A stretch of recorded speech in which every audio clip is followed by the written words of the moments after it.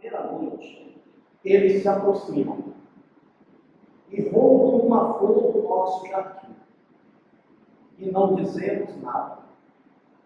Na segunda noite, já não se escondem, pisam as flores, matam o nosso campo e não dizemos nada. Até que um dia, o mais frágil deles entra sozinho em nossa casa, rouba-nos a luz e, conhecendo o nosso medo, arranca-nos a voz da garganta e já não podemos dizer nada.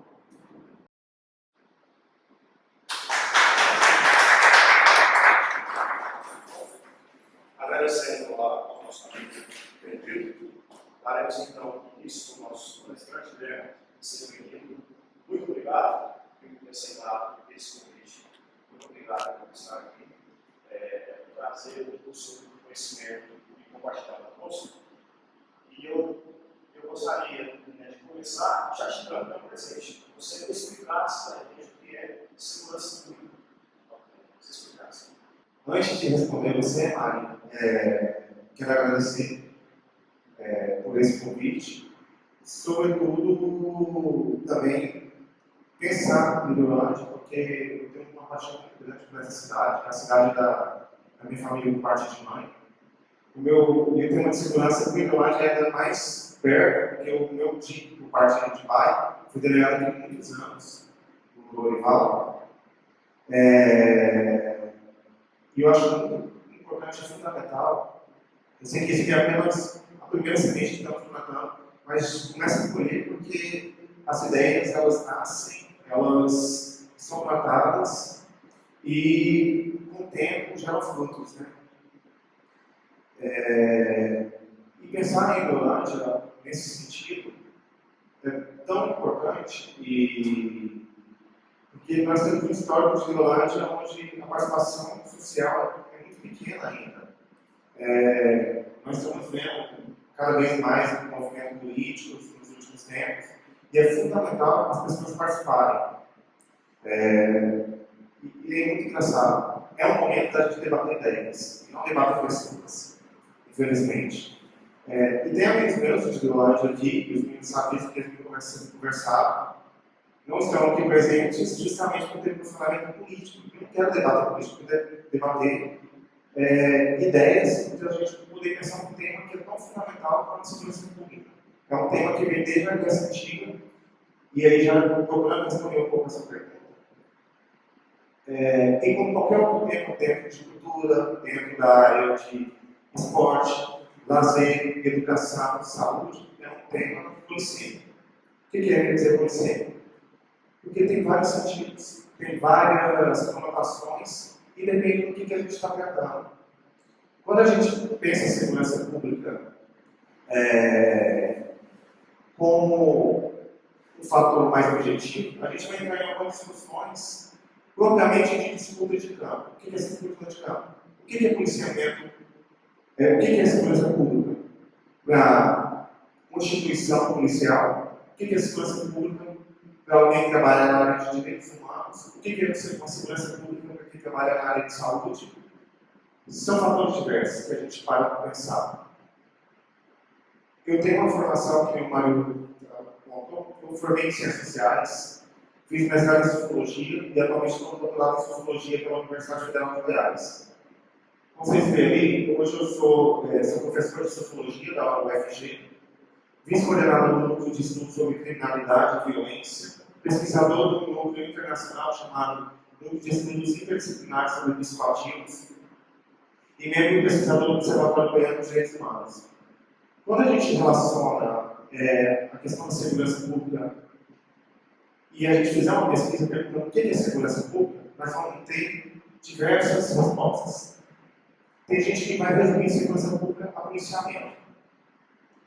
Tem gente que vai dizer que segurança pública não é apenas, e aí eu vou muito nessa ideia, ao enfrentamento dos problemas que derivam do campo da segurança. Mas ela precede isso. Segurança pública são políticas sociais que atendam grupos mais vulneráveis, quando você cria políticas sociais, por exemplo, de inserção no mercado de trabalho.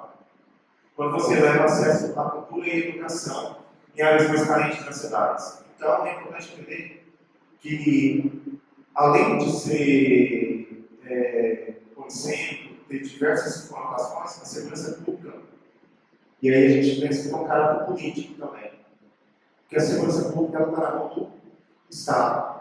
O principal responsável por executar, e aí eu estou falando das esferas municipais, estadual e federal, o principal responsável para executar a tarefa de segurança pública é o Estado.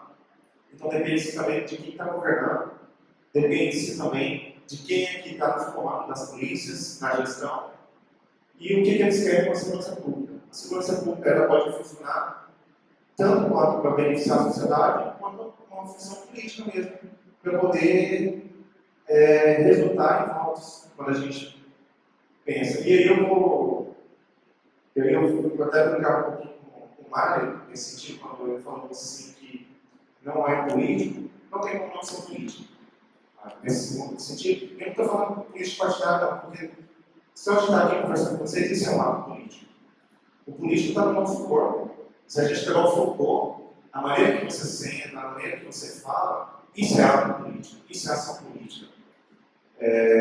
Então é muito fundamental ter esse tipo de discussão para a gente ampliar, não só o tema do debate, falar as possibilidades que a segurança pública pode ganhar, mas também o que ela pode nos dizer por trás dela.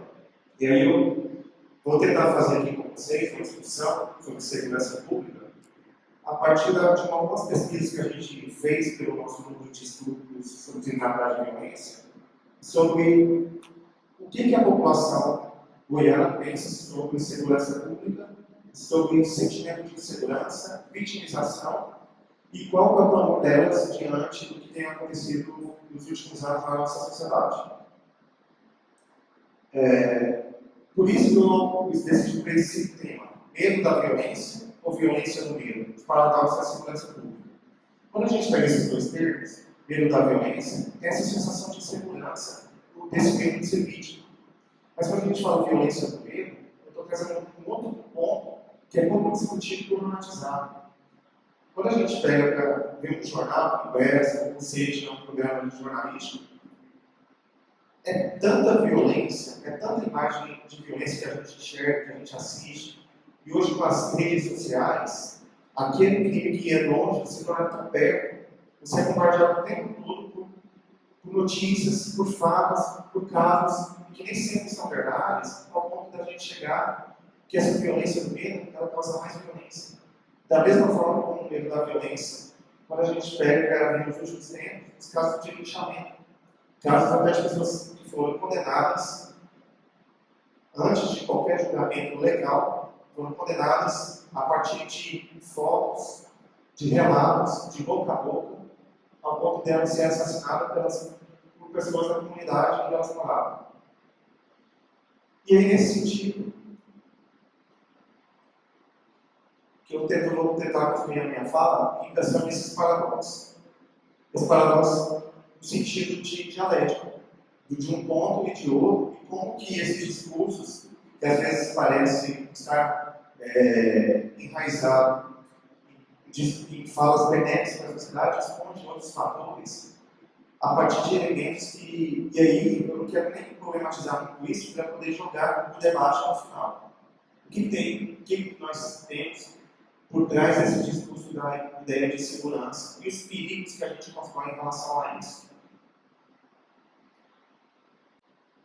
Então, quando a gente tem tratado um pouco sobre esse sentimento de insegurança, eu pensei em 3 autores bases para pensar isso. Giddens, que é um sociólogo inglês, Beck, que é um sociólogo alemão, e Bauman, que é um sociólogo polonês. E ele recentemente muito lido no Brasil. Eu acho que nos últimos 5 anos ele tem em torno de 20 livros publicados no Brasil. Giddens ele foi assessor do primeiro-ministro da Inglaterra. E o Beck ele tem escrito sobre questões de pós-modernidade nos últimos anos. Todos os 3 vão apontar para uma coisa muito parecida, que o processo de mudança que tem atingido de maneira geral as sociedades contemporâneas gera uma situação classificada como uma sensação de insegurança. Mas aí, quando eu falo de sensação de insegurança, não é apenas a insegurança do crime, da violência, mas é uma insegurança em diversos fatores, em diversos sentidos. Assim, viver esse momento que a gente tem vivido, esse momento que eles vão chamar de, alguns vão chamar de pós-moderno, onde muda-se a forma de produção, naquela... Se antigamente nós tínhamos um modelo Fordista de produção. O que é esse modelo Fordista? Onde você chegava, sentava numa máquina e ficava o tempo todo operando aquela máquina daquela maneira. Tem até um brilhante filme de Chaplin, que ele vai tratar disso, tempos modernos, em que ele vai dizer que o homem repetia tanto aquela função que ele saía de lá repetindo essa mesma função, de maneira que ele naturalizava todos esses acontecimentos. Uma crítica que ele faz brilhante. Mas aí muda-se, sai do Fordismo e do toyotismo. O que seria essa transformação, no sentido simples, sem aprofundar para a gente caminhar no debate? O toyotismo, se antes você tinha aquela função, agora você tem que fazer 3 ou 4 tarefas ao mesmo tempo. Você tem que saber gerenciar seu tempo para mandar e-mail, você tem que corrigir provas, você tem que lecionar, você ainda tem que fazer serviços administrativos. Então você acaba exercendo diversas atividades. Se antes você tinha determinada uma função, agora você acaba ocupando diversas funções. Esse é um trabalhador chama-se de polimoderno, no sentido de polivalente. Ele exerce várias funções ao mesmo tempo. E além disso, um outro fator que caracteriza essa modernidade, e vamos dizer que, em um discurso mais amplo sobre essa modernidade, nós estamos falando de um discurso ligado a um modelo ocidental, direcionado a partir da Europa, de se fazer o campo da segurança pública e o campo industrial, pensando que na Europa nós tínhamos um estado chamado Estado do Bem-Estar Social, onde as pessoas eram assistidas por meio de programas sociais, acesso à saúde, à educação, de forma gratuita dentro do Estado. Contudo, nos últimos 15, 20 anos, nós temos visto um desmonte disso na Europa, e aqueles países que nem tiveram isso sofrem ainda mais. O Brasil é um desses. A gente tem, na nossa história, algumas lutas que conseguiram acesso a alguns bens a bem públicos por conta de lutas sociais, como por exemplo o SUS, se a gente parar para pensar. E essa modernidade, com essas transformações, tanto no campo do trabalho, no campo da ciência, das tecnologias, da globalização, isso gerou um novo sentimento na população mundial, em que tem pensado que essa modernidade ela tem que provocar alterações estruturais nas nossas relações. Entre essas relações, a gente pode pensar em algumas coisas que são avassaladoras mesmo. Por exemplo, a questão da noção de tempo e espaço muda totalmente. Se antes eu mandava um carta para chegar em 50, 60 dias, hoje eu converso face a face via web. Hoje, se antes mais esses e-mails meus, o que eu escrevo, o que eu coloco na internet, elas são seguras. As minhas, então nós vivemos nessa sociedade do medo, do risco, do perigo. E é isso uma das provocações que esses 3 autores falam sobre o que é viver essa modernidade. Então, a compreensão desse sentimento de segurança pode ser refletida, segundo coloca uma organização, na saúde, de diferentes momentos de incerteza e de perguntas. Então, desde logo, os estudos envolvidos nas ciências sociais, com essa temática, têm optado por pegar uma abordagem multidisciplinar, quando a gente resolve no campo da segurança pública. Ele tem essa faceta quando você usa seu telefone, porque ele recebeu algum tipo de trote, ou tentativa de golpe, você começa a criar alguns mecanismos de defesa que não muda só a estrutura da personalidade do indivíduo em relação ao ambiente que ele vive, mas pode ter uma alteração também na própria arquitetura da cidade. Quando você começa a ver casas com muros altos, cercas elétricas, a gente não viu isso nos 20 anos atrás. Então, em relação ao meio ambiente, até a própria estrutura da cidade pública, constrói-se condomínios fechados, vive-se em arcabouços contra a criminalidade, que você fica até assustado quando de repente você passa em frente a um condomínio fechado, você vê uma guarida que é melhor que uma guarida de um sistema presidiário. É impressionante quando você começa a ter uns trabalhos fotográficos em relação ao sentimento de segurança desenvolvido por uma professora da USP chamada Teresa Caldeira, e que ela tem tratado como que essa configuração visualmente tem mudado o ambiente social. Se por um lado nós temos esse sentimento de insegurança, esse medo que ele vai dizer em relação à própria criminalidade, vai colocar também que existe esse segundo tipo de ideal, o primeiro é medo, o segundo é a preocupação com a ordem. O que sugere um entendimento na esfera coletiva que diz respeito ao sentimento de insegurança. Na conexão com a ordem, são expressas com a autoridade da família, a repressão dos poderes políticos, a estigmatização dos delinquentes, etc. O que nós podemos pensar em relação? Se o primeiro é essa reação à criminalidade, esse segundo é a questão da ordem. É quando a gente fala, antigamente, isso não acontecia porque a família tinha mais autoridade. Hoje tem muita gente sem Deus. São os argumentos que são criados para justificar essa sensação de insegurança quando a gente trata sobre o sentido de uma ordem social. Por que nós estamos vivendo um desencaixe, segundo a palavra do Pires, daquilo que seria ideal na nossa noção de segurança? E aí a gente vai encontrar alguns elementos também importantes.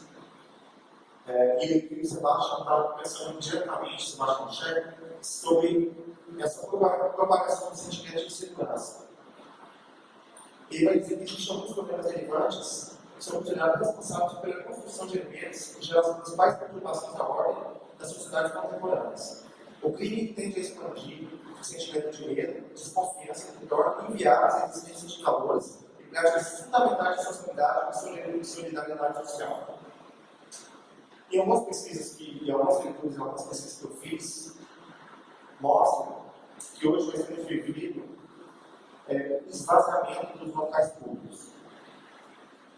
Eu vou falar aqui de experiência de Vilândia. Quando você ia nas praças de Vilândia, há 10, 15, 20 anos atrás, era muito mais cheio do que hoje. Hoje, quando você vai levar o seu filho para passear, você tem, sabe qual é o horário para levar ela? Há 15, 20 anos não tinha essa preocupação. Mas ao mesmo tempo, não quero dizer que hoje é mais perigoso do que antes. Não é isso. Que é informação que mais legal da segurança. Tem um trabalho que foi meu orientador da mestrado, a Dalva Borges Souza, e também tem um trabalho da Maria Silva de Cavalho, que ela vem mostrar que o nosso passado era tão violento quanto o de hoje. Nós vivemos uma sociedade violenta. Aquela ideia que o Sérgio Buarque de Holanda construiu sobre que somos homens cordiais, ela cai um pouco por terra porque nós sempre estamos no meio de sociedades violentas. Nossas relações sempre se tornaram violentas, mas eu falo sempre no sentido natural, cultural. Porque é uma construção. A gente. Aí é uma relação que se faz um pouco com a psicologia nesse sentido de comportamento. Comportamento extremamente.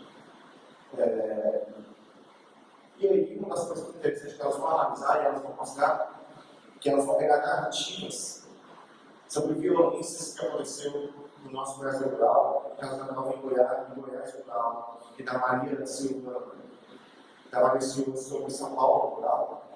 Bem mostrar que existem crimes muito mais hediondos naquela época nos dias atuais. Relatando o que aconteceu em Pirinópolis. O cara, um homem, bebendo uma última mulher, mata ela, mata todos os filhos e dá os mortos para ele. Isso na década de 40, mais ou menos, de 1940. É um crime que hoje tornaria uma repercussão pela força da mídia, ganharia uma proporção tão enorme, tão grande, que é capaz de um homem desse, antes de responder pelo sistema de justiça criminal, ele ser morto. Porque a condenação dele já está dada pela sociedade. Então, são esses elementos que eu digo que corroboram totalmente para a comparação dos sentimentos humanos, que dá uma pouca ideia de como que essa notícia vem no corpo, forma, vida, justiçamento e o que se faz aqui, quero participar aqui na hora. Então, essa coisa do tempo e do espaço, elas se tornam tão tênues tão mínimas que a propagação disso ganha além o fato de ganhar além das proporções que ele deveria ganhar. Aquilo que ele ia se tornar recluso naquela cidade, aquele bairro, ou aquela delegacia, que não é aquela instância, ela fica sendo motivo de apontamentos, argumentações de diversos grupos sociais, de diversos pontos, e às vezes de diversos pontos de países diferentes, como a gente vê nos crimes que chocaram no Brasil nos últimos anos, como o caso da Iona, que é a repercussão mundial, o caso da Burke, que é aquela inglesa que foi assassinada em Goiânia, esquartejada. Tem investigações que não tem proporções dentro do sistema de justiça criminal conseguir dominar o tamanho do assunto, porque ele se torna um monstro. Então, se a gente pensa sobre como que esse sentimento de insegurança, tanto na esfera do medo, voltando a repetir o medo em relação a esse medo como uma resposta à criminalidade de violência e à ordem, à necessidade e desejo de controlar essa violência. O que sugere um entendimento da esfera coletiva no que diz respeito ao sentimento de insegurança. Na tensão com a ordem estão expressas com a autoridade da física. Esses problemas tornam-se mais devastadores quando as instituições sociais, a família, a escola, a igreja, responsáveis pelas sanções, perdem seu significado e deixam de cumprir a função social, apontando como uma das principais causas da delinquência e criminalidade. É o que eu falei. As pessoas começam a criar esses argumentos e se responsabilizar nessas instituições. Então, uma coisa que a gente vive localmente e por questão de machismo mesmo. Pegando um trabalho com uma antropóloga do Rio de Janeiro, a Rosa Quarta, quando ela foi uma das primeiras pesquisas da violência no Brasil, a partir de esforço para a situação entre pobreza e violência. E quando as pessoas perguntavam para as pessoas por que a violência era tão grande no Rio de Janeiro, naquela década de 80, 90, diziam porque a maioria das mães eram mães solteiras. Isso logo responsabilizava como se fosse uma culpa da mãe. O menino entrou na criminalidade no caso do Rio, o tráfico de drogas, cerca de 80 e década de 90. Mas como que a gente então pode responder então no caso de São Paulo? Se São Paulo é a cidade mais violenta, hoje é a segunda, terceira capital, menos homicídios que nós temos, mas hoje temos um problema muito mais agravante hoje de mães solteiras. Por que São Paulo então não se explica pela mãe? Porque é um momento simplista, baseado no preconceito de gênero mesmo, que colocou isso como forma explicativa, dizendo que não se explica a violência como um fator causal, não é causa e efeito. São diversos fatores. Fatores sociais, fatores psicológicos, fatores econômicos, e são diversos fatores ligados à questão de vulnerabilidade. Como disse, quando o conceito de segurança policial, porque ele atinge diversas áreas, não é uma ou outra apenas. Enquanto a gente tratar de maneira simples, segurança, como uma questão policial, a gente não vai ver resultado nenhum. Quer dizer, a gente já tem visto resultado. Maior encarceramento, são hoje o quarto país mais encarcerado, o maior número de encarcerados no mundo. Nunca se prendeu tanto e nunca se matou tanto no Brasil. É um paradoxo da ideia de segurança pública. Um dos temas PIB aí é um tema que eu estou muito próximo do doutorado, que é a questão hoje das políticas sobre drogas. Ainda não tem uma avaliação geral, mas em torno de 60% a 70% dos encarcerados estão por conta do tráfico de drogas no Brasil. Nem citando pessoas envolvidas no tráfico, porém o tráfico continua funcionando de forma cada vez mais forte, por todos os motivos. O primeiro dele é porque o mercado só existe porque ele não existe uma regulação. Ele é ilegal porque não existe uma regulação sobre ele. O segundo, porque é altamente convidativo. Sim, e aí eu vou pegar um livro que eu acho lindo, foi uma pesquisa chamada Os Meninos, deixa eu lembrar, Os Meninos da República, com o Felipe Billy, que fez uma pesquisa antropológica entrevistando os meninos com etnografia do sistema socioeducativo, que foi entrevistado meninos do Rio de Janeiro que estavam presos por conta, estavam encarcerados por conta ou do tráfico ou do roubo. Então eles deram, esses próprios meninos, eles chamam a antropologia de categoria nativa, eles nomearam disso. Os primeiros que estavam envolvidos no tráfico, eles diziam que eram salariados do 33. O que é o salariado do 33? O 33 é o tráfico. Porque então eles ganhavam um valor financeiro todo mês pelo dono da roupa. E os meninos que viviam do roubo, eles eram os freelancers do 157, que é uma loja penal. Né? Então, diante disso, nessa etnografia, ele veio mostrando como que esses meninos se aproximavam do tráfico por fatores tão ligados a necessidades do tipo, tinha falas, e isso não passei na nossa pena de pesquisa também, quando eu entrevistei alguns traficantes. Um deles me conta que aos 11 anos de idade, pelo fato do pai ser alcoólatra e não estar passando fome em casa, ele, os irmãos e a mãe, e o irmão mais velho, em casa chegou até ele e falou assim, né, era merda, isso é de uma vida. Entregou a caixa para ele estava com 10 anos. Então, você vai levar essa caixa para lugar. Não é problema. Você fala com o menino de 10, 11 anos. Ele vai orar. E ele estava na hora que ele estava entregando. Mas quando ele chegou lá, ele recebeu o seria equivalente a 100 reais por apenas levou uma caixa. Imagina um menino que não tem dimensão do dia, 100 reais, dava para comprar muita coisa na casa dele. O segundo momento, a mãe dele pegou, desconfiou, ele bateu muito nele e disse que não queria saber ele envolvido com isso de jeito nenhum. Mas a cena continuava se repetindo na casa dele, amanhã, passando nessa cidade. E aí, o que a gente ele conta que um dia ele era uma criança, 10, 11 anos. Ele depara na rua e vê os meninos andando nas bicicletas. Esse cara que avistou ele simplesmente falou: você não é uma bicicleta daquela? Aí, na hora ele falou que sim. E aí que foi uma inserção gradual no mercado das drogas. Como é que isso aconteceu? O cara repartia a droga em pedaços e falava: você vai pegar essa droga, dessas 8 pedaços da merda, 2 é sua. Então ele começou, além de treinar, a buscar clientes. Então cada vez ele ganhava mais. A Alba Zabal fazer uma pesquisa dessa na década de 80, ela chama no Rio de Janeiro, o livro dela chamado Como Minuto de Água.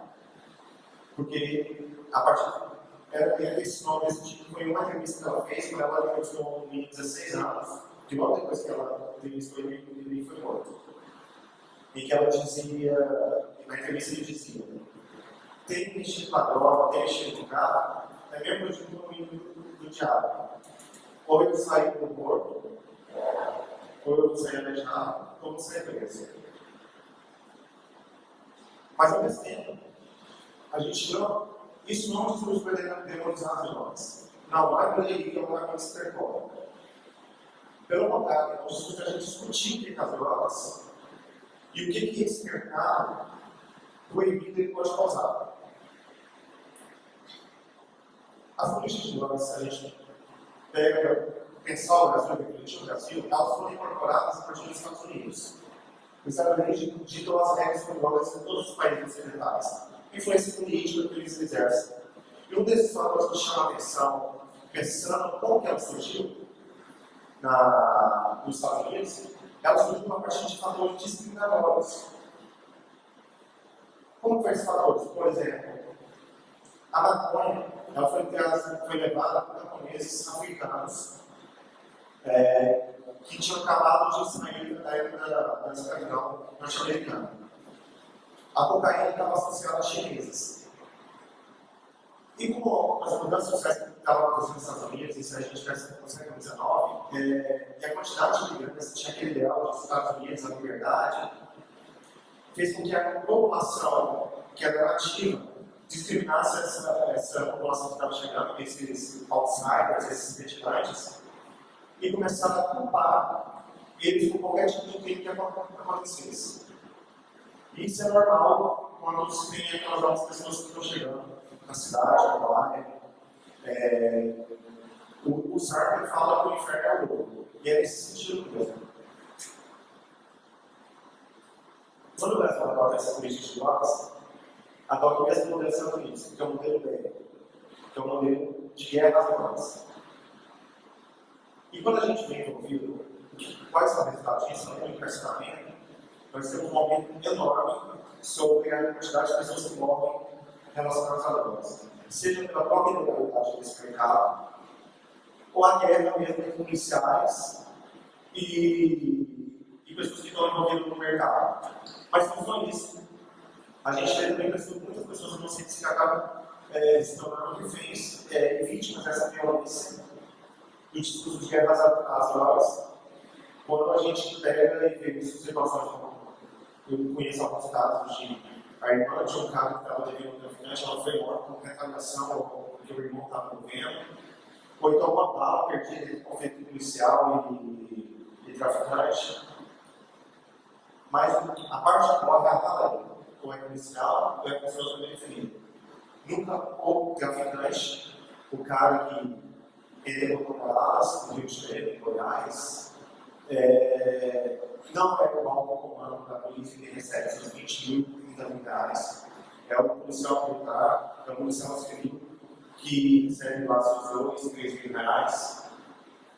Então, essa guerra tem um filme que eu digo para vocês, chamado Notícias de uma Guerra Particular, em que vai mostrar isso. Existe uma guerra, mas a guerra está direcionada a um grupo social. O alto comando, seja do tráfico ou do escalador militar, é quem dirige e coordena essa guerra e eles mesmos estão envolvidos. Retornando aqui, além disso, o Sebastião Pacheco vai colocar que muita da operação de sentimento de segurança seja atribuída aos meios de comunicação de massa, problema que está ocorrendo sem pegar e vão buscar audiência em vez de expressar eles fazem alternativos. Sabe-se que este sentimento socializado nunca além das implicações que a rentabilidade. No Brasil, mais uma vez aqui, costuma-se explicar o crescimento do sentimento de segurança, a inoperância dos órgãos de segurança pública. Ainda que haja uma produção representativa variando em situação, há muita coisa a ser feita.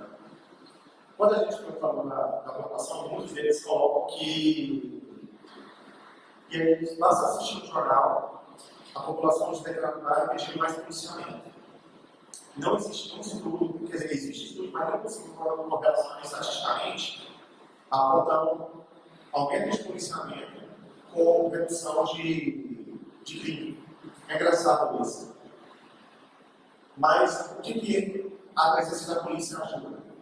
A diminuir o sentimento de insegurança. Mas o crime propriamente dito, não. Um exemplificando isso. Um cara que quer roubar, e ele tem policiamento em algum lugar, ele não vai roubar ali, ele vai procurar um outro lugar. Se ele vê que uma vítima está mais vigiada pela polícia, ele vai procurar uma outra vítima. Então, o crime também muda de acordo com o contexto social. Essa análise, feita pelo professor Arthur Haddad, ele é professor da UNB e foi secretário de Segurança Pública do Brasil, recentemente. E ele vem contando que é engraçado isso, ele como secretário, né? Ele não está falando com um professor de sociologia, um sociólogo, nada disso. Mas secretário, a segurança pública é uma das demandas. Umas demandas de interesse político e econômico. Por que eu falo isso? Quando ele pegou a lista porque começa a eleger quais tipos de crimes a Secretaria de Segurança Pública tem que dar satisfação à população. E o que ele chegou lá, no primeiro mês, ele disse: mas por que tem roubo a posto, por exemplo, de gasolina? Porque são 17, 18 casos, no máximo por isso, e ele foi lá e mudou roubo a comércio. No outro mês, ele recebeu várias eleições. E aí ele recebeu um governador do Distrito Federal. falou, volta para lá e pode colocar na pente e tomar posse. Daí eu fui descobrir que a rede, o sindicato de posses de Brasília, pagava exclusivamente o governo para poder ter aquela notícia de quantos postos ocupados aquele mês. Então, eles não serviam a questão de roubar o comércio, tinha que ser especificado pela posse. Então tem esse caráter também capital. E aí a gente discutiu, portanto é importante pensar e começar a discutir a segurança pública com a população.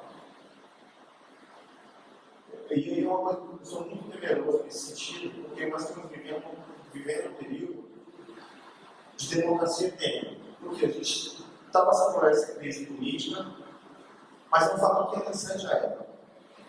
Se a gente pega e pensa a saúde e a educação, nós temos as três esferas de Estado que tomam conta: esfera federal, estadual e municipal. Se você pega, por exemplo, a educação, você vai ver que cada um tem a sua responsabilidade. Universidade, ensino superior, ensino médio, ensino básico, às vezes uma entra na outra, mas elas executam isso muito bem.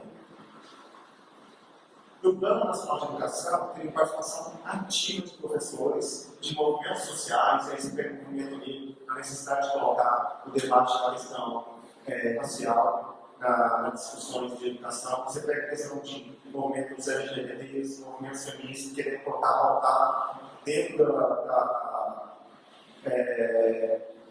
das diretrizes nacionais de educação esses temas. Na saúde, que eu disse isso, o SUS saiu após muita luta de movimento social em relação à necessidade de ter um sistema que atendesse a população de forma gratuita, mas nós também conseguimos chegar na esfera federal, estadual, municipal e a participação social dentro de tudo isso.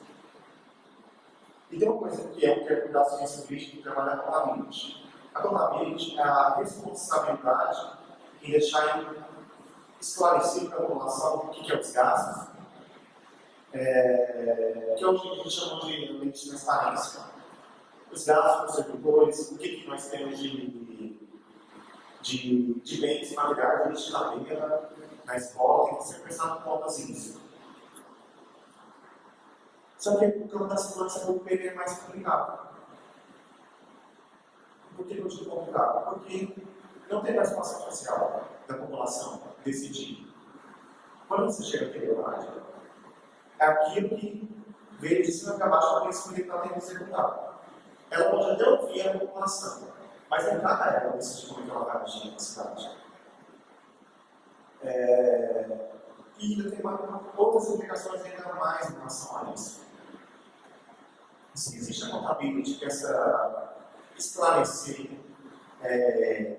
colocar em transparência esses dados, não existe isso no campo da segurança pública.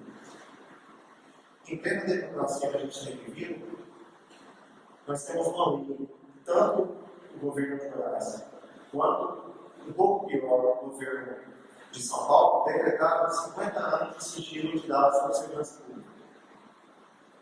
Quando a gente pensa num momento mais desenvolvimento com tanta violência policial, esse ano, em 2000, nós saímos de um relatório da ONU que nós somos o país que mais mata institucionalmente, a polícia que mais mata no mundo. Isso, não estou falando que são policiais maus, nem nada disso. Estou falando que é uma instituição problemática. E que ela, eu brinco, porque é outro paradoxo da segurança pública. A mesma instituição que quebra os direitos conseguidos ao longo do tempo, como, por exemplo, o direito à vida, quando ela mata pessoas, é uma instituição que sofre dessa falta de direitos. Por quê? Eu aponto alguns desses fatores. Primeiro dele, o policial militar não pode ter sindicato. No máximo, a associação. Ele não pode ter greve. Segundo, se você for comando, porque é uma instituição extremamente hierarquizada, você recebe sanções e penalizações gigantescas do tipo conversando com alguns acusadores que são policiais, e que são, por exemplo, de movimentos contra a militarização. Ao ponto porque isso não afeta o alto comando. O alto comando ganha bem, não se coloca no perigo na rua, mas tem uma distância financeira e econômica gigantesca.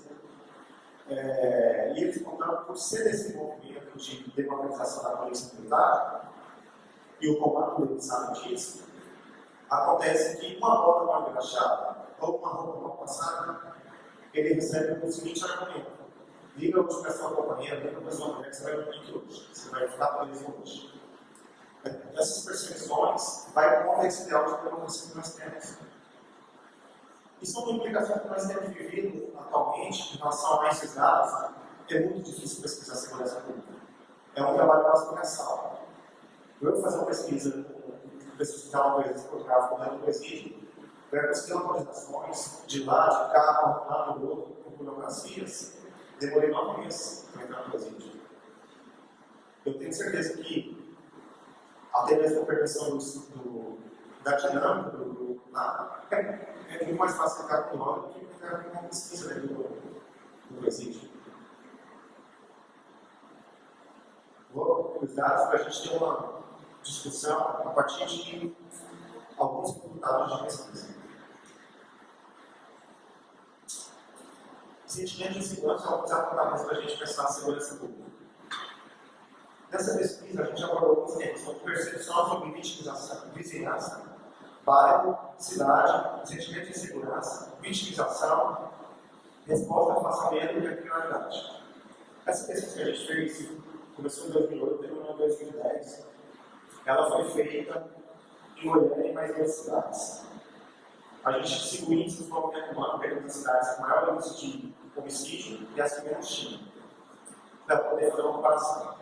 Eu estou trazendo para vocês uma que é mais próxima daqui, que é Aparecida, mas com um contexto totalmente diferente. Então, os resultados são outros, que não chegou a fazer durante, porque a gente começou esse desenvolvimento humano. Mas ajuda a pensar no caso. Você vai dar para ele. Então, você já mudou o comportamento em função do medo da violência? 87,4% de Aparecida disseram que sim, 12,6% disseram que não. Esse questionário tinha 14 páginas e mais de 150 perguntas. Vou trazer só alguns para a gente ter uma ideia do que a sociedade goiana, a sociedade aparecidense pensa. Evitar sair à noite. Entre aquelas pessoas que falaram que não dá comportamento, 75,5% evitam de sair à noite, 24,5% não. Deixa de circular em bairros ou ruas, 74,9% diz que sim, 25,1% diz que não. Evita conversar com pessoas desconhecidas, 77,8% diz que sim.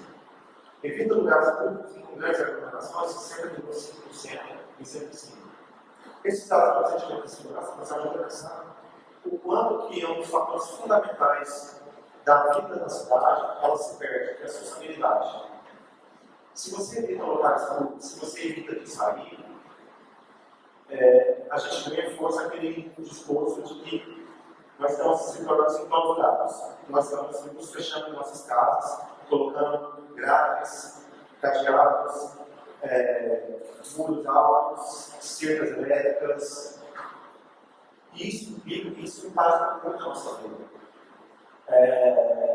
Nos últimos tempos nós temos vivido, eu não tenho dado sobre isso, mas nós temos vivido, além das questões de consequência da sociedade, um impacto sobre o psicológico das pessoas. O quanto as pessoas têm, nos últimos anos, têm desenvolvido pânico. E nem sempre elas foram vítimas, mas a sensação de medo, de ser roubado, de ser vítima é gigantesca. Se você for fazer uma pesquisa, por exemplo, no terminal de ônibus, as pessoas ficam o tempo todo em vigilância constante. Com medo de você olha a bolsa, você olha o celular, você olha quem está passando do seu lado.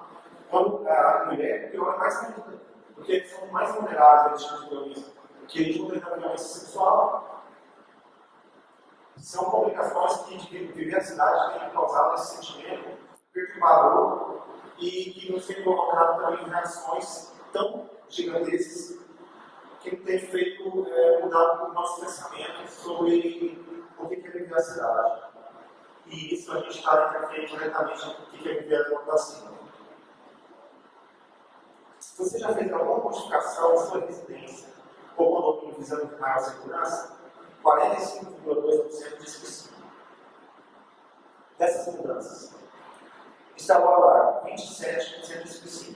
Instalou o cerco elétrico, 13,9%. Nós estamos falando aqui, essa pesquisa foi feita por diversos. Teve uma amostra que foi dividida na população, então a gente pegou desde periferia a classe média alta. Instalou câmeras, 9,9%. Aumentou o número de minutos, 48,6%. Colocou gás radiado, 68,5%. E aqui lembrando que é visão a segurança. Porque a gente coloca, a gente aumenta, a gente coloca, achou, mas nesse tempo está ligado nessa segurança. Mas nesse caso aqui a pergunta era em relação à segurança. Colocou gás, prédios, vídeos, multas, 17,7% disso. Contratou firma de vigilância privada, 12,7%. Mantém câmera de guarda, 45%. Instalou interfone, 16%. A gente já falava dessa cobrança arquitetônica na cidade. Em relação a isso, vem a resposta da população, esse desejo, porque isso faz alguma coisa.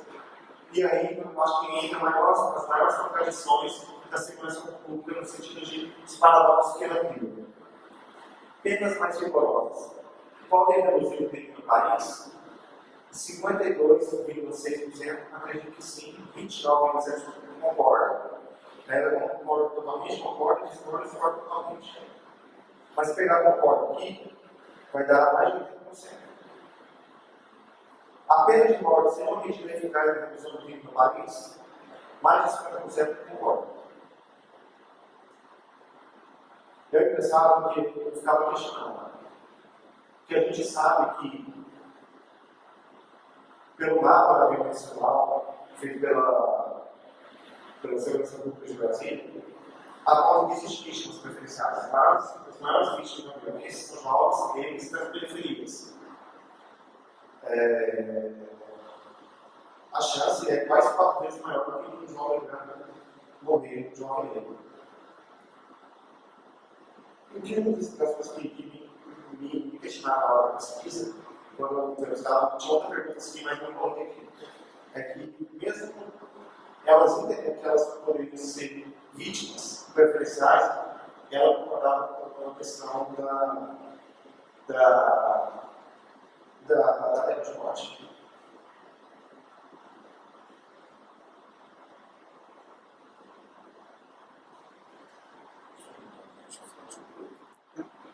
A redução da maioridade penal é uma medida fundamental para reduzir a violência no Brasil. Aqui mais de 80% vai dizer que sim.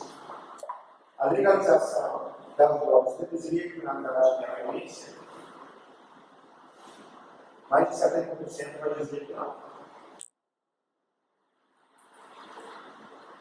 A castração química deve ser adotada no Brasil como uma medida de punição àquelas que têm cometido crimes sexuais violentos, tais como estupro e abuso sexual infantil. Mas, novamente, mais de 80% vão dizer sim. A segurança pública tem sido eficaz no combate à violência. Aqui 58%, mais 59% vão dizer que discordam. Ou então, mais pouco mais de 40% vão dizer que a segurança pública tem conseguido, mas não foi de 2010. Se a gente fizesse a pesquisa, a mesma pode ser outra. E aí tem algumas contradições. Mas fazer uma pesquisa pode parecer que conhece dentro da Universidade Federal, essa conhecimento de que está permanente, mas baixa muito por isso. Melhor policiamento pode reduzir o crime do seu bairro? Mais de 90% vai dizer que sim. A polícia tem direito de revistar as pessoas que consideram suspeitas em função da aparência, mais de 57% dizem que sim. A polícia pode procurar um suspeito para obter as informações. 18, um pouco mais de 18 vai dizer que sim. As leis são boas, mas a justiça não funciona. Vai também tirando o próximo e não vai querer. E quando a gente pega a questão de a polícia pode colocar uma pegando de informação, quais 20% da população diz que sim, mas ela não está com essa suspeita. Ela não vai ter nem certeza que ela cometeu. Mas ela fala de direitos básicos da sociedade. Isso é muito problemático, isso é muito perigoso. Mas ela falou, eu tenho muito medo de ter fazer essa pesquisa no momento atual que a gente tem vivido. Nesse momento a gente tem um discurso muito liberal. Se você não concorda comigo, eu já te odeio. O Facebook virou um papo de regras assim. E aqui é um dos grandes complexos que vem da paradoxa. O problema é que a polícia tem justiça formal. Mais de 90% vai dizer que sim. E aí a gente, de umas casas, perguntava. A gente perguntava, eu tenho confiança na polícia. A pessoa respondia, se sim ou não. 29% confia na polícia. Você tem confiança no judiciário? 99,7% diz que sim. Eu não estou soldado aqui, mas perguntava se a pessoa tinha medo da polícia. 70% diz que sim. Você confia na polícia, você tem medo da polícia. E demanda mais polícia. Então, os paradoxos que a gente vive, eu vou que aquele ditado popular, esse não tem que mais mesmo. Porque as pessoas demandam segurança, elas querem se sentir seguras. Porém, a instituição ela se torna problemática. E aí, nós temos também, além das entrevistas assim, a gente tem entrevistas em profundidade e muito focadas na população. Que aí foi pegar mais qualitativa. E a maioria das entrevistas, principalmente das pessoas da periferia, era assim: nós não queremos mais polícia, mas não quero uma polícia que chega me batendo. Eu entendo que não está escrito aqui que eu não sou criminoso, que eu não sou bandido. Mas ela tem que aprender a lidar comigo. Eu sou cidadão. Eu tenho uma experiência pessoal que nós tivemos muito disso. Meu pai trabalha em Goiânia e tinha um ex-funcionário do meu pai. Ele trabalha hoje, todo dia, outro dia, meu pai estava com ele. Ele mora, nosso pai é feliz num lugar chamado Virinho, é uma invasão. Ele estava chegando no dia de sábado, eu cheguei na casa dele no dia de pouco da manhã. Depois fechou o bar, ele entrando no bairro, e o bairro sabia que eu reconhecia por ser uma área de tráfico muito forte. Até de ter tinha um controle de tráfico lá. Então, o policial falou ele e falou assim: o que ele está fazendo lá? Ele falou: não, trabalho, estava uniformizado numa casa do bar. O trabalho, ele estava indo embora para minha casa. Aí ele foi, pegou a carteira dele e o dinheiro, o salário dele. Quando eu vi o salário dele, ele falou: ah, mentira, você está indo aqui para ir com o cavalo. Ele falou: não, eu trabalho. E ele pegou e mostrou, falou de forma, falou que trabalhava. Inclusive, já tinha ido lá no bar comer espetinho dos policiais, porque eles fazem essas coisas também, a gente fazer essas. Ganhar essas coisas como quando eles não tivessem salário para isso. E o policial pegou o dinheiro e falou: agora você tinha que ter totalmente do filho. Que tipo de instituição pode se dar a respeito se ela faz isso com a população? Eu brinco que assim, a gente fala muito do que isso na área de criminalidade, violência e segurança pública.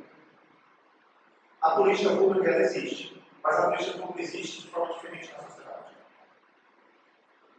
Quando a gente fala assim, o Estado faliu, não, o Estado não faliu. A diferença do Estado, ele se torna diferente, depende de onde ele está. Se eu for numa lista da Coreia, eu vou ver o Estado, bom, a cor de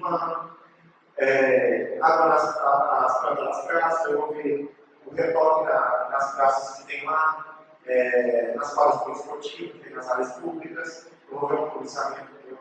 Na periferia também eu vou ver o Estado, mas eu vou ver o Estado muito mais pequeno. Eu tenho certeza. E em relação a isso, por eu ter feito no Brasil, em São Paulo e em Goiás,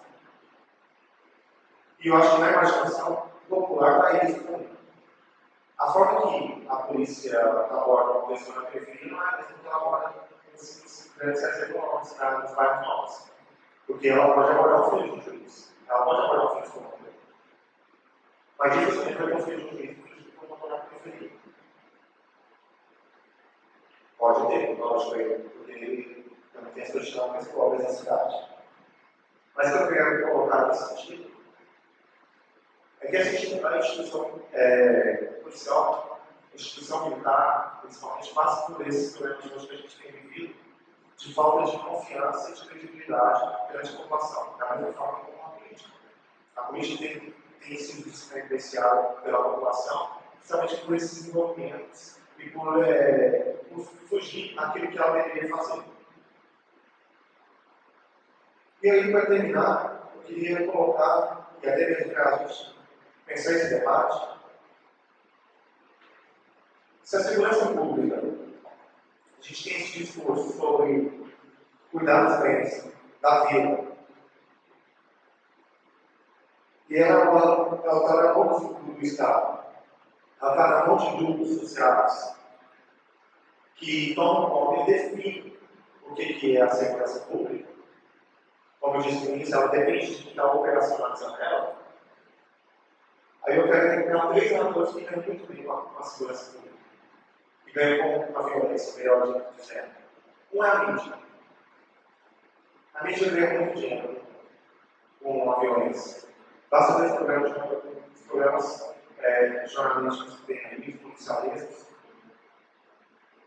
Se você pegar quem são os jornalistas hoje por lá, você perguntar quem, você pega quais são os presentes, porque de fato eles estão aqui, eles pegam populares, e eles conseguem fazer um discurso e ganhar com isso um capital tão grande, em que hoje o que é dado na mídia como um problema penal, amanhã vão tentar resolver. O discurso que se dá na mídia também, por exemplo, que vem nesses casos mais amplos, que vem caso da Mônica, eles já chegaram a ser sentenciados sem analisar o processo, eles já chegaram lá. Estava em repercussão midiática. O segundo mercado. Que mercado? O mercado da segurança privada. Nunca se bebeu tanto aparelho tecnológico para sistema de vigilância, redes elétricas de monitoramento. Nunca se ganhou tanto com serviços especializados de vigias. E aí a gente pode olhar outros mercados também que ganham em relação a isso, sabe? Com o discurso da violência, a gente vê planos de saúde que atende agora já, se você foi vítima de violência. E aí eu acho que vai aumentar o hospital mais famílias. E o terceiro, que é o que eu tenho mais medo, é o político. A famosa bancada da bala. Que acreditam que vão resolver o problema da violência, aumentando as penas, colocando elas de forma rígida, duras, mas em nenhum momento tem discursos voltados para o social. E aí é uma reflexão que eu faço aqui para vocês. Eu fiz isso com uns meninos do ensino médio que estavam conversando lá no FG. Para a gente refletir sobre a segurança pública.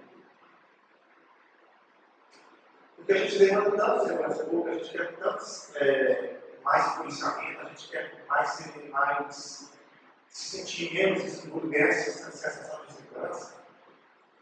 Mas qual é o custo disso? E eu contei para os meninos o seguinte, para as meninas.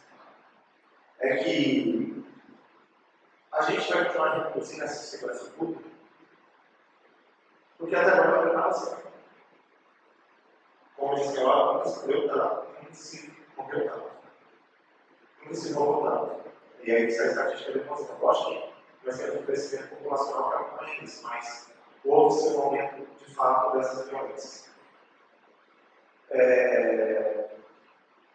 E aí o convite que eu fiz para eles refletir nós devemos pensar a segurança pública, antes de mais nada, como uma forma de intervenção. A segurança pública ela tem que anteceder a própria noção de segurança. E nessa ideia de modernidade, nós vivemos em relações de insegurança, relações sociais, relações amorosas, relações afetivas. É preciso a gente construir esses mecanismos de segurança. Entre eles é o quê? Fortalecendo a educação, fortalecendo a inserção dessa galera que está vindo, chamando elas para refletir a cidade que elas vivem. Porque até então a gente tem acompanhado cada vez mais o debate tem sido tornado, já disse isso, mas vou repetir, colocar o debate político, o debate sobre segurança pública, o debate sobre saúde, educação, e tem ganhado cada vez caráter de torcida de futebol. Eu não é meu time, mas aconteceu. Parece que a ideia de querer o melhor da cidade, querer o melhor da nossa cidade se perde. Então, o principal paradoxo da segurança pública, e aí eu acho que o principal paradoxo de pensar na democracia atual é esse: como que a gente pode dialogar de maneira a respeitar as ideias e chegar a um resultado que seja bom para mim e para você, onde eu não preciso deixar do lado do sujeito e você nem me anular. Pelo contrário, a gente pode dar as mãos e chegar a um lugar melhor. Eu acho que é por aí que a gente tem que pensar também a segurança pública. Isso aí.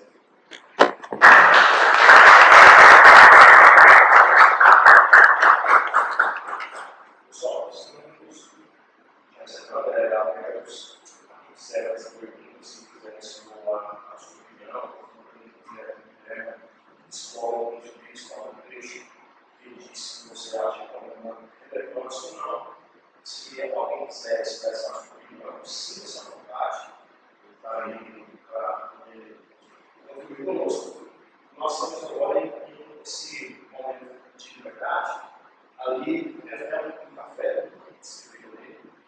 Quero agradecer também a Érica, que, como comanda, também tem contribuído tanto conosco para a realização desse evento.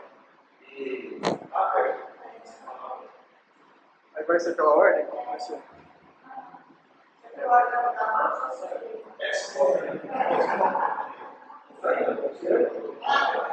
Primeiro tem o Fernando. Faz 3 mudanças. Vai fazer mais. Aí, eu queria levar um ponto assim, para você expor a sua opinião sobre a questão da redução da maioridade penal. O que isso vem acarretar e onde teve a redução, a adotação da redução da maioridade penal, o que isso levou na segurança pública? Levou uma redução da criminalidade, um aumento, aumentou a questão das prisões, diminuiu. Então, assim, a redução da maioridade penal no nosso atual cenário brasileiro, que isso afetaria.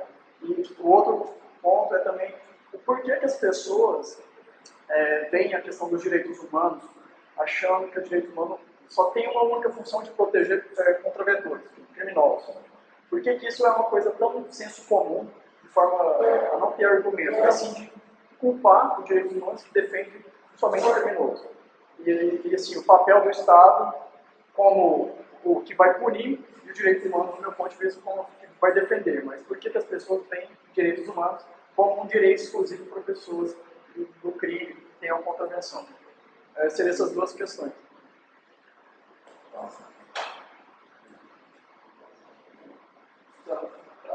Você quer responder? Então depois. Chico. Você vai, Francisco. Seria novamente uma pergunta, você foi uma constatação. Então, você disse que hoje, nós temos os lugares públicos, eu sou da época em que se fazia as férias plenárias, onde se reunia.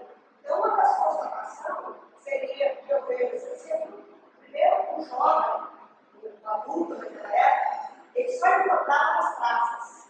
Ele só encontrava lugares assim. Em casa, eu só tinha uma televisão no canal, certo? Eles restritam a informação. Mas ele sentia a necessidade de estar ao lado de amigos, de compartilhar. Né? Então, havia esse hoje, aí, como você disse, que eu quero parabenizar, porque vai que a mídia, hoje, realmente ajuda, mas nada muito, é que hoje ele não quer sair, pega o celular e está no internet. Né?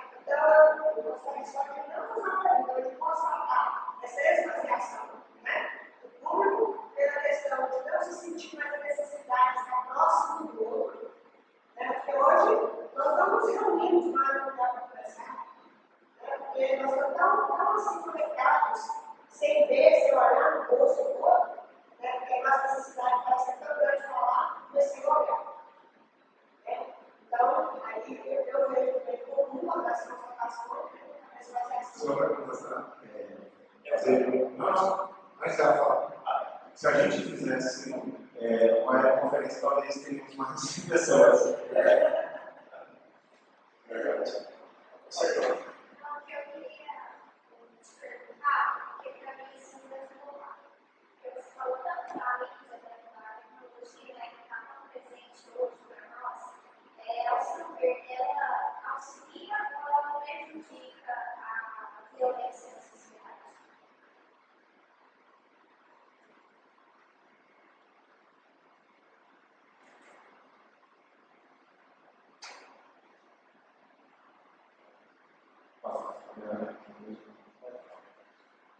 Então, Fernando, a redução da moralidade penal.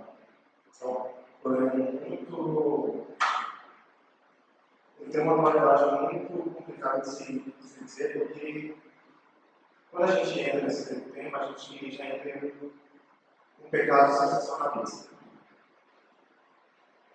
Por que eu falo isso? Porque a maioria dos crimes cometidos por essas pessoas menores de idade são crimes patrimoniais. Não são crimes hediondos. Não é latrocínio, não é homicídio. Então é roubo, furto e tráfico. Engana-se quem acredita, e isso é constatado, nós temos uma pesquisa, nós temos uma pesquisa que está no site. A gente está fazendo um mapeamento de todas as adolescentes, são mais de 4 mil populares de menores de idade que estão com falso educativo e a gente fazendo esse mapeamento. Então é um debate desleal quando querem dizer que eles são culpados da criminalidade. Sendo que eles não participam de 3% dos crimes. E quando a gente fala de crime de homem, é menos de 1%. Outra coisa que é desleal é quando fala que eles não são punidos. O sistema socioeducativo deveria ser copiado o adulto. Por que eu falo isso? Enquanto o sistema adulto, 70% voltam a cometer crimes, 70% disso. O sistema socioeducativo, a residência é de 30%. Ou seja, 70% não volta a cometer crimes. Eu estou falando tanto na fase menos de 18 anos, quanto na fase adulta. Então, é um sistema que funciona muito melhor. Nós temos também que lembrar que o ECA é muito novo. Foram pouquíssimas pesquisas sobre o que o ECA tem feito. Qual é o resultado do ECA? E uma das coisas que eu acho incrível, como que a gente quer acabar com esse estatuto se a gente tem que implementar ele de fato? Como é que a gente pode avaliar se o negócio prestou ou não presta, se de fato ele não foi implementado na maneira que ele é colocado? Então, a gente tem trabalhado com essa redução da moralidade geral de forma muito cuidadosa, justamente porque ela tem ganhado nada. Lembra que eu falei que está na segurança política, na segurança pública, tem um discurso da mídia, tem um discurso econômico e tem um discurso político. Gritar no horário eleitoral que quer reduzir a idade penal, dá voto. Eleitos. Não é à toa que o candidato que mais fez isso foi mais bem votado no estado de Goiás, no legislativo. Tem um professor meu, o professor Tiago de Oliveira, ele pesquisa a redução da idade penal. Mas a gente não consegue olhar os bastidores. Ele foi porque ele é pesquisador. Pesquisador não tem que pesquisar as variáveis prováveis da redução. Umas coisas que ele constatou. Se você for com um policial, tem 5 vezes mais chance de que você pode tomar um adolescente. Um outro fator. O principal partido hoje, legislativo, que está lá no Congresso Nacional, tanto deputados federais quanto senadores aqui, tem um projeto de redução da idade penal ou não? E aqui não é fazer justificativa, mas é o que está dado. É variável, é importante pensar. E o que está colocado lá? Os dois maiores financiadores desses candidatos que propõem esses projetos, um é a Ambev e o outro é a Ford. Logo, se você tem uma Ambev e uma Ford que financia, se você reduzir a idade penal, você está reduzindo a idade da pública. Logo, 16, 17 anos pode comprar carro. Logo, 16, 17 anos pode consumir bebida alcoólica legalmente. Então, por trás desses discursos, que muitas vezes parecem bem social, a gente pode ter implicações muito maiores. Qual é o impacto de, se eu penso em 18, 19, 20 anos já bebe, dirige de carro de forma louca, imagina um adolescente, tipo, minha adolescente, 16, 17 anos, saindo de boate e consumindo, depois da noite, consumir bebida alcoólica e pegar esse carro. Assim, e a possibilidade de isso é um risco que se torna. E sem falar da Constituição, você pode reduzir. Você vai ter revistas voltadas para esse público, 16, 17 anos. Então, o mercado que se abre tem que trás disso. Então, se o lado político é igual, por outro lado, tem esse discurso, tem esse lado do mercado que se beneficia. A segunda questão de direitos humanos, também é uma questão delicada, é um falso entendimento sobre o que é direitos humanos. E aí eu falo mais uma vez que é maldade usar esse discurso, porque direitos humanos basta ser humano. A mesma coisa de transporte público. As pessoas acham que transporte público é um transporte gratuito. Não é. Transporte público é um transporte que todo mundo pode usar. Mas quando a gente fala de direitos humanos, nós estamos falando que qualquer humano pode usar, e aí de repente a gente vê muito esse discurso, direitos humanos só protege contigo. Mas espera aí, nós estamos falando de movimentos sociais. Tem movimento social que vai atender diversos grupos sociais. Tem direitos humanos voltados no campo do feminicídio. Nós temos direitos humanos voltados para a questão racial no Brasil, no movimento dele. Se você for discriminado, você vai procurar esse movimento para rever seus direitos. E é um discurso que a gente escuta muito, mas não vai na casa policial lá, tem policial que morrer. Eu acho que isso é um lugar para a própria polícia, então, tem mais direito precalizado. Eles não têm acesso a um monte de direitos. E uma das coisas que o próprio polícia sofre, o policial, se o policial vem a cometer um crime, ele entrou em conflito policial com um criminoso, ele matou esse criminoso, ele vai responder por esse processo. Você sabe que ele tem arcado novo dele, esse processo? Porque a instituição não vai pagar. Não paga. Ou seja, o policial hoje tem empregado muito nesse campo do direito, mas ele sofre retaliação por ser uma estrutura hierárquica, porque quem está lá em cima não vai afetar. Eu ganho 20, 25 mil reais, não vai me afetar, porque eu também não vou ganhar arma para matar ninguém. Eu não estou na rua todo dia. Então, esse é um problema de direitos humanos que está na própria instituição. Eles não conseguem ter acesso a isso. Mas se você for na Polícia Rodoviária Federal, não existe essa estrutura. Eles têm muito mais acesso a outros direitos. Hoje eles podem ter sindicatos, mas também o policial militar também. E além disso, quando a gente pensa o acesso aos direitos humanos, é porque nós também temos esses movimentos sociais que lutam por pessoas que não conseguem ter esse acesso. Por exemplo, direitos humanos que estão na população de situação de rua. É um grupo que não consegue se articular politicamente. Começa, é interessante, hoje tem um movimento nacional de população de rua, que eles conseguem interagir no Brasil todo. Porém, a gente vê essa dificuldade, por exemplo, em relação ao sistema presidiário. Alguns você já foi dentro do presídio? É catastrófico. Você olha lá, as condições subhumanas reais. Colocando 40 pessoas num lugar que é 8 metros quadrados. São coisas deploráveis. E quando a gente fala isso, a gente não está falando que é proteger. A gente está querendo um pouco de dignidade humana para aquela pessoa.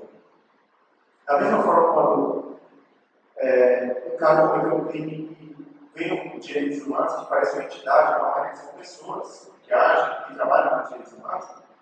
eles intervêm para poder falar assim, ó, não, esse cara, como qualquer outro, tem o direito a ter uma defesa. Eu não estou dizendo que ele não deve ser preso, que ele deve ser julgado. Eu só quero, eu só desejo, a luta é que ele percorra a legalidade. Que ele tem o direito a ser julgado, mas que ele também tem o direito de responder, de resposta, de se defender. E é tão incrível isso, que desde a Grécia, isso já se controla, mas tem 3 anos, e tratado mesmo de fato, só tem um ano que vai ser de defensoria pública. O pessoal não tinha direito à defesa. O que era tratado pelo juiz e pelo promotor, ele tinha que receber. Se não tivesse dinheiro para poder pagar um advogado, seria isso. Então, o direito humano, nesse sentido, ele tem essa complicação, porque o debate que se coloca é muito desleal. É falso que se coloca em relação a isso, e é preciso esclarecer que o direito humano está aberto a coisa. Agora, o acesso é de forma mais difícil. E aí, é onde cai, eu disse, em relação à polícia militar. É mais difícil o acesso porque eles têm mais dificuldade de implementar isso. Evidente, isso tem acontecido nos últimos anos. Com os movimentos que eu disse no início com a militarização, são movimentos de direitos humanos querendo construir direitos dentro dos militares no Brasil. E aí a gente tem visto que tem uma dificuldade. Mas é uma luta que tem se construído. Isso é fato. Aí só para complementar, tipo assim, eu concordo totalmente, plenamente. É que, como eu falei, às vezes até igual você expôs, a mídia, o interesse comercial, às vezes tem a explorar isso mesmo, de desmerecer uma entidade que defende o direito dos menos assistidos, porque a gente acha errado, a maioria acha errado, vocês comentam. Porque todo o Estado, ele é fundamentado para punir, e não para defender essas pessoas. Então, assim, já tem um Estado todo aparamentado para punir essas pessoas, diferente que nós, como cidadãos não contravessores, temos um Estado para proteger. As pessoas, quando entram no sistema penitenciário, judiciário, o Estado inteiro está atacando ela. Não tem ninguém para se propor defender. Aí a gente vem o caso da Defensoria Pública. Cumprir essa falta, essa brecha no sistema. Tem um outro sociólogo francês, o Louis Lacan. O Louis Lacan, ele vem trabalhando no sistema prisional ao longo dos anos. E aquilo que a gente falou do Estado do Bem-Estar Social, tem sido desmontado na Europa, o Estado tem deixado de ser esse Estado social e se tornar um Estado penal. E aí eu acho que é uma coisa muito incrível que tem acontecido, é um paradoxo. Tem muitos movimentos sociais que lutam contra, por exemplo, contra a redução de danos. Mas eu quero pena para quem comete crime de homofobia. Peraí, gente. Você está se de repente, você está falando para não ter mais gente na prisão, mas você quer condenar aquele que comete crime de homofobia. A gente tem que parar com isso que a gente está falando, que punição é cadeia. Punição pode ser dada de diversas formas. E certamente a educacional é a melhor delas. Se não for comigo do processo educacional, eu até brinco, tem uma frase do Paulo Freire, quando eu vejo movimentos sociais que às vezes acabam sendo intolerantes, porque eles defendem de uma forma de proteção.